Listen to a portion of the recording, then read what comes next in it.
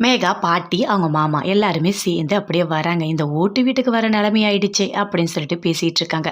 சரி கதவ திறடா போடா அப்படின்னு சொல்றாங்க. அவங்க மாமா போயிட்டு கதவை ஓப்பன் பண்றாரு.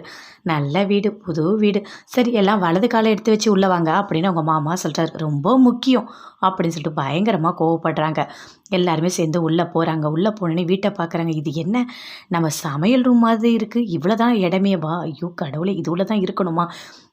எல்லாமே போச்சு. எவ்வளோ பெரிய வீட்ல நான் இருந்தேன். என்ன கொண்டு வந்து இந்த வீட்ல விட்டுட்டீங்களே! அப்படின்னு சொல்லிட்டு அவங்க பாட்டி பயங்கரமா ஃபீல் பண்ணி சொல்லிட்டுருக்காங்க. இப்ப என்ன பண்றது? வீடா இது? ஐயோ! இங்க தான் இருக்கணுமா? அப்படின்னு சொல்லிட்டு ஃபீல் பண்ணி பேசிட்டுருக்காங்க. சரி சாப்பாட்டுக்கெல்லாம் என்ன பண்றது? அப்படின்னு சொல்லிட்டு கேட்குறாங்க. ஐயோ! என்கிட்ட காசே இல்லையே! அப்படின்னு அவங்க மாமா சொல்றாரு. இப்ப அரிசி, பருப்புலாம் வேணும்ல, சமைக்கணும்ல அப்படின்னு சொல்றாங்க.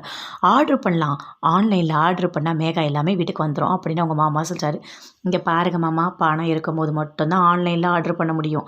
இப்பலாம் ஒண்ணும் பண்ண முடியாது. புரியுதா? என்கிட்ட பணம்லாம் இல்ல. அப்படின்னு மேகா சொல்றாங்க. "டேய்! உன் கழுத்துல ஒரு செயின் இருக்குல்ல, போ. போய் அத வித்து மளிகை சாமான்லாம் வாங்கிட்டு வா போ." அப்படின்னு சொல்லிட்டு பாட்டி சொல்றாங்க. "அக்கா, என்னக்கா பேசிட்டு இருக்க நீ? உன் நகையெல்லாம் நான் புடுங்குனேன்றதுக்காக என்னோட ஒரு நகைய நீ இப்படி தானே பண்ற? சரி பரவால்ல விடுங்க. என் கையில மோதிரம் இருக்கு. அத வித்து நான் மளிகை சாமான்லாம் வாங்கிட்டு வரேன்." அப்படின்னு சொல்லிட்டு அவங்க மாமா போயிட்டு வராரு. எல்லாரும் தூங்குறாங்க. கீழ படுத்துக்கிறாங்க. "ஐய்யய்யோ! நான் கீழலாம் படுக்க மாட்டேன்." அப்படின்னு மேகா சொல்றாங்க. சரி அந்த கட்டில் ஒண்ணு இருக்குது அதில படு. ஐயோ! இது கட்டிலா? இது இதுலயா படுக்கணும்? எனக்கு தூக்கமே வராதே அப்படின்னு மேகா சொல்றாங்க. "நீ கட்டில்ல படுத்துக்கோ. நானும் ரியாவும் வந்துட்டு இந்த பாயில படுத்துக்கிறோம். மாமா அங்க படுத்துக்கட்டும்." அப்படின்னு சொல்லிட்டு அவரையும் படுக்க வைக்கிறாங்க. நான் அப்படியே கொசு கடிக்கிற மாரி அப்படியே அவ்வியுது. ஐயோ! காத்தே வரலையே! என்னது இது ஃபேன் சரியாவே ஓடல போல இருக்கே! ஏசி கூட இல்ல. எதுவுமே இல்ல. எப்படி தான் தூங்குறது? அப்படின்னு மேகா பயங்கரமா வருத்தப்படுறாங்க. என்ன பண்றது மேகா? எல்லாத்தையும் இருக்கும்போது கரெக்ட்டா பாதுகாப்பா வச்சுக்கணும். அப்பதான் நம்ம நல்லா இருக்க முடியும். இல்லன்னா இப்படி தான் கஷ்டப்படணும் அப்படின்னு சொல்லிட்டு பாட்டி சொல்றாங்க.